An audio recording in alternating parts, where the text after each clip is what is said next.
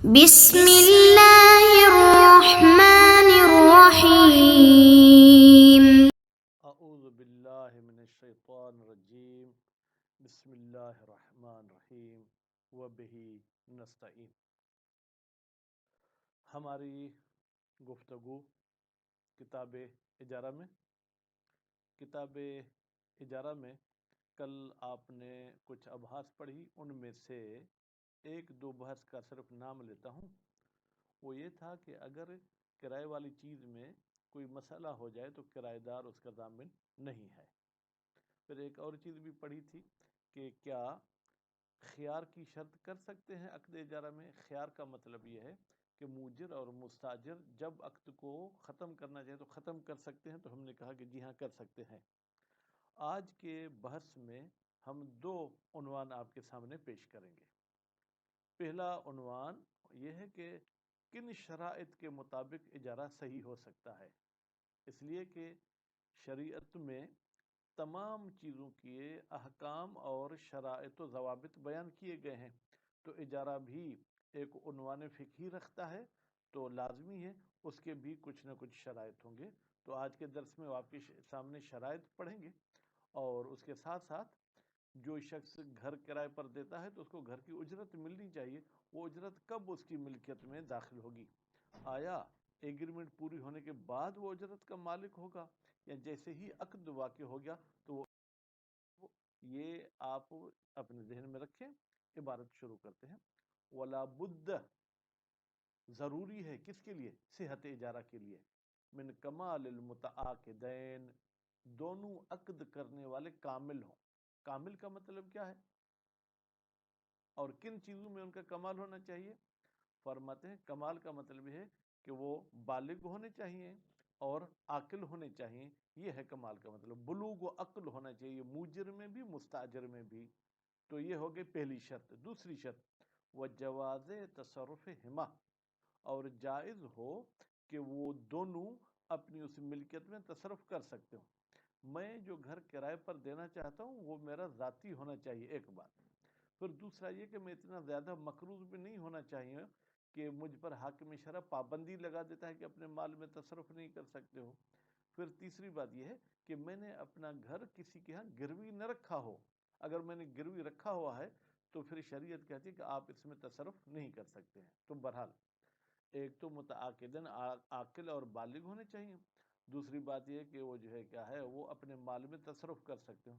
فلا تصح اجارۃ الصبی، اب کمال کی شرط لگا کے بالغ والی شرط کے ذریعے انہوں نے سبی یعنی چھوٹے بچے کو خارج کر دیا، نابالغ بچے کو خارج کر دیا۔ یہاں پر سبی تو مذکر کے لیے لفظ آیا ہے، حالانکہ بچی کے لیے بھی آپ کہہ سکتے ہیں، لیکن عام طور پر ہم عقود میں مذکر کے لفظ استعمال کر رہے ہیں، تو اس لیے یہ بھی سبی کا لفظ مذکر لے آئے ہیں، ورنہ یہ اجارہ مرد بھی کر سکتا ہے، عورت بھی کر سکتی ہے۔ وَإِنْ كَانَ مُمَيِّزًا، اگرچہ وہ بچہ کیا رکھتا ہو؟ تمیز رکھتا ہو، یعنی نفع نقصان کو بھی سمجھتا ہو، اچھے برے کو بھی سمجھتا ہو، اس کے باوجود وہ عقد اجارہ نہیں کر سکتا۔ دوسری صورت او اذن لہ الولی، یا اذن دیتا ہے اس سبی کو ولی۔ اذن اور اجازت میں کیا فرق ہے؟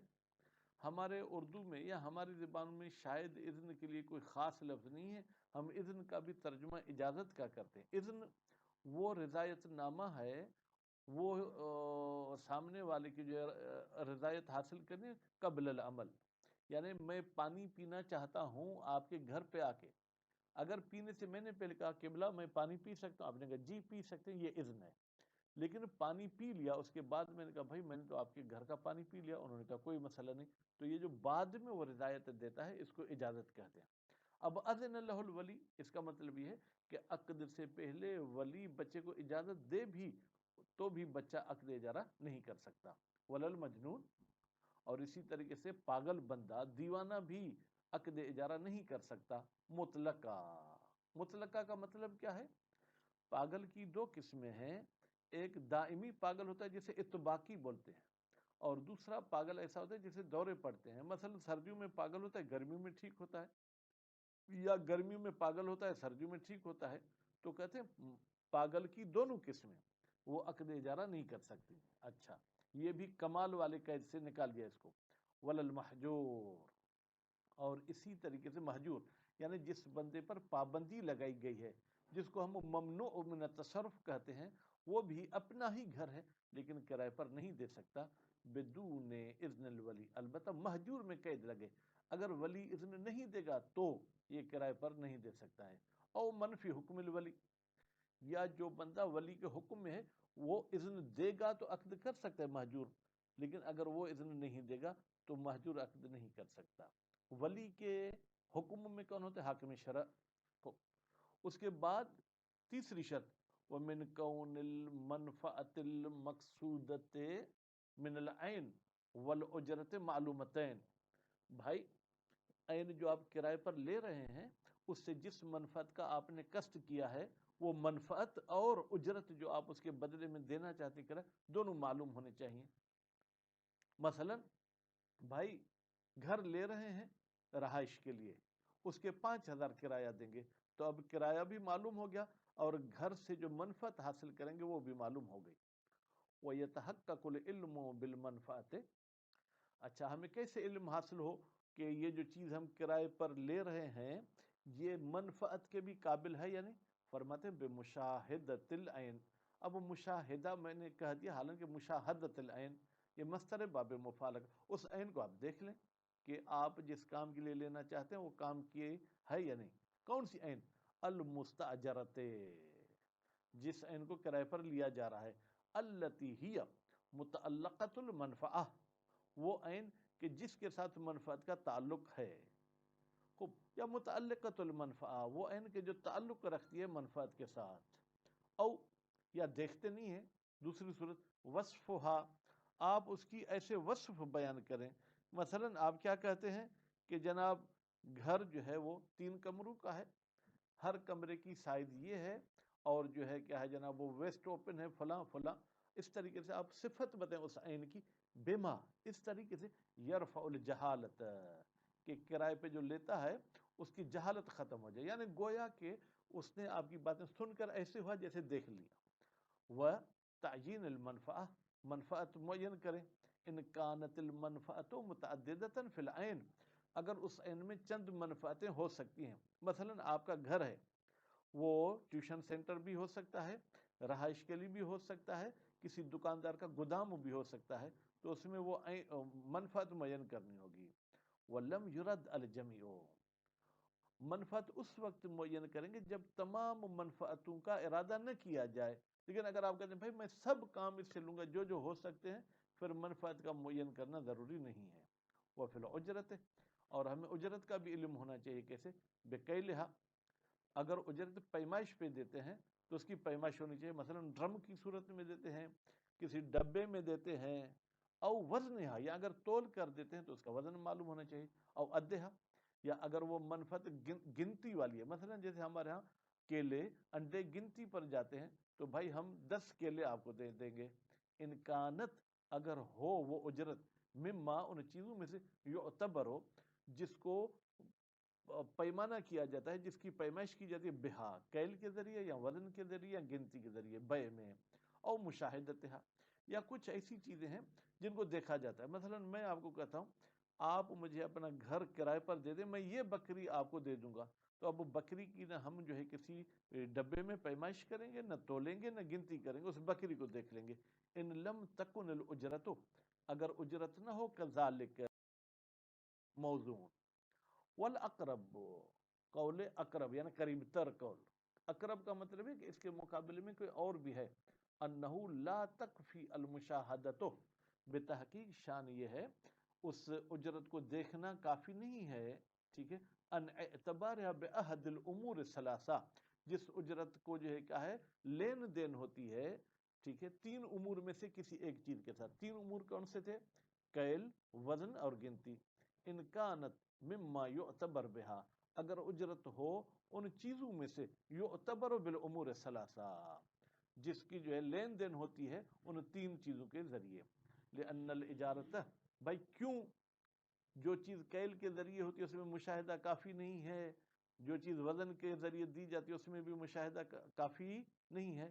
اس لیے کہ اجارہ معاوضۃ لازمۃ ایک ایسا عقد ہے جو لازم ہے، مبنیۃ علی المغابنہ، اس کی بنا رکھی گئی ہے کہ ایک دوسرے کو دھوکہ دیں۔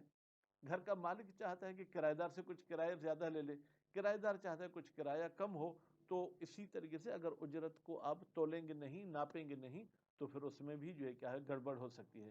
فلا بد فیہا، تو ضروری ہے اس اجارے میں من انتفاع الغرر، ہر وہ کام ہم کریں جس سے دھوکہ فراڈ سے بچ سکیں، ان العوضین، نہ منفعت میں کوئی فراڈ ہو نہ ہی اجرت میں۔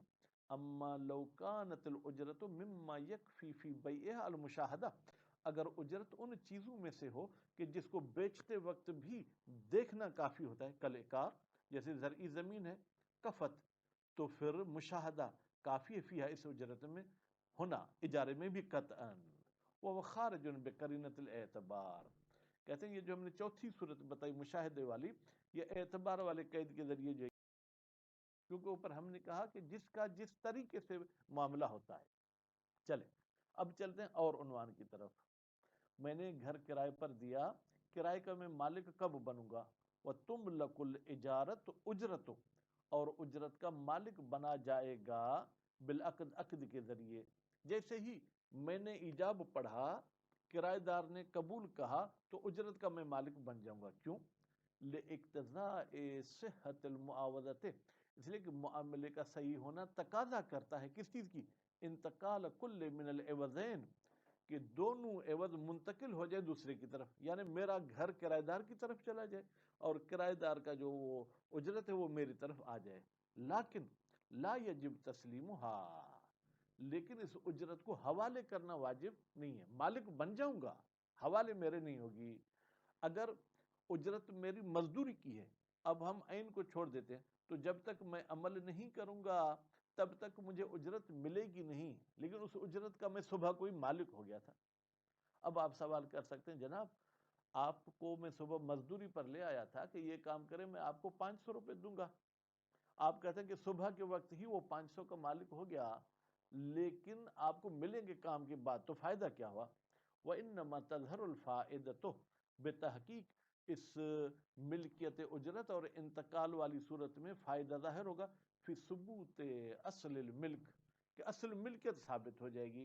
اگر آپ مجھے مزدوری پہ مثلا مرغی دینا چاہتے تھے صبح کو، اور عقد کے بعد مرغی نے انڈا دے دیا، تو وہ اب انڈا مزدور کا ہوگا، مالک کا نہیں ہوگا۔ فَيَتَّبِعُهَا، تو اس اجرت کی پیروی کرے گا، یعنی جیسے کہ یہ اجرت کا مالک وہ مزدور ہے، یا گھر کے کرائے میں اس اجرت کا مالک کون ہے؟ گھر کا مالک ہے النماء۔ اگر اس اجرت میں کوئی فائدہ ظاہر ہو گیا، متصلاً و منفصلاً، فائدے کی دو صورتیں، کبھی فائدہ متصل ہوتا ہے، مثلا بکری دبلی پتلی تھی، ڈاکٹر نے کوئی سے انجیکشن لگائی، ایک ہی دن میں 5 کلو وزن بڑھ گیا، تو وہ بھی بکری میری ہوگی، وہ منفصلاً، یا بکری کا دودھ نکالا، وہ بھی میرا ہوگا۔ وَيَجِبُ تسلیم الاجرت، اس اجرت کو حوالے کرنا واجب ہے، کب؟ بتسلیم العین، جب کرائے والی عین آپ اس کو حوالے کر رہے ہیں، المؤجرہ۔ وَإِنْ كَانَتْ عَلَى عَمَلٍ، اور اگر اجرت کسی عمل کے بدلے میں دے رہے ہیں، دہاڑی پہ کوئی مزدور لے آئے ہیں، تو پھر اجرت دینا واجب ہے، لیکن کب؟ فَبَعْدَ الْعَمَل، کام پورا ہوگا پھر ہم اس کو وہ اجرت دیں گے، لا قبل ذالک، کام کرنے سے پہلے اجرت دینا واجب نہیں ہے۔ حتی لو کان المستاجر وصیا او وکیلا، یہاں تک کہ اگر مستاجر، یہاں پر مستاجر سے مراد کرایہ دار نہیں ہے، یہ مستاجر وہ ہے جو کسی انسان کو اپنے لیے مزدور کے طور پر لے آتا ہے، تو اس انسان مزدور کو اجیر کہیں گے، اور جو اس سے کام لیتے ہیں اس کو مستاجر کہیں گے۔ یہاں تک کہ اگر مستاجر وصی ہے، یعنی کسی میت نے کہا تھا میرے بچوں کے لیے یہ کام کرانا، میت نے مرنے سے پہلے، او وکیلن، یا کسی نے کہا کہ یہ میرا کام کرا کے آؤ، لم یجز لہو، اس وصی اور وکیل کی جائز نہیں ہے التسلیم قبل العمل، کہ وہ مزدوری کام سے پہلے ادا کر دیں، الا مال اذن صریحا، مگر یہ کہ موسی نے وصی کو صراحت کے ساتھ کہا ہو کہ بھائی عمل سے پہلے مزدوری دے دینا، اور موکل نے وکیل کو کہا ہو کہ عمل سے پہلے مزدوری دے دینا، او بشاہد الحال، یا وہاں کے حالات اور عرف میں ایسے ہے کہ مزدور کو کام سے پہلے مزدوری دی جاتی ہے، تو وصی اور وکیل بھی کام سے پہلے مزدوری دے سکتے ہیں۔ ولو فرض توقف الفعل علی الاجرہ، اگر فرض کیا جائے کہ جس کام کے لیے ہم نے مزدور کو لیا ہے وہ کام تب تک نہیں ہوگا جب تک ہم اس کو اجرت نہ دیں. کل حج، مثلا آپ اپنے والد کی نیابت میں کسی کو حج پہ بھیجتے ہیں تو بھائی حج پہ جانے کے لیے خرچہ چاہیے، حج تو بعد میں ہوگا تو آپ پہلے اجرت دے دیں گے. وامتنع المستاجر من التسلیم، اور مستاجر کہتا ہے کہ میں تو بھائی آپ کو پیسے نہیں دوں گا، حج کر کے آؤ تو پھر پیسے دوں گا. تسلط الاجیر علی الفسخ، تو اجیر صاحب کو حق ہے کہ وہ معاملہ توڑ دے.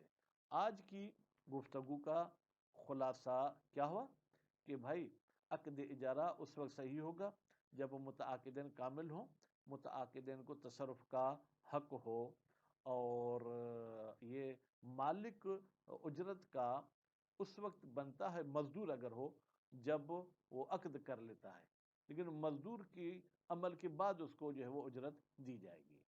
اب آپ سے سوالات جو اس میں کچھ بنتے، زیادہ تو میں نہیں کروں گا، کہ بھائی نما کا کیا مطلب ہے، پھر نما متصل اور منفصل کسے کہتے ہیں، نما متصل اور منفصل کس کی ہوں گی.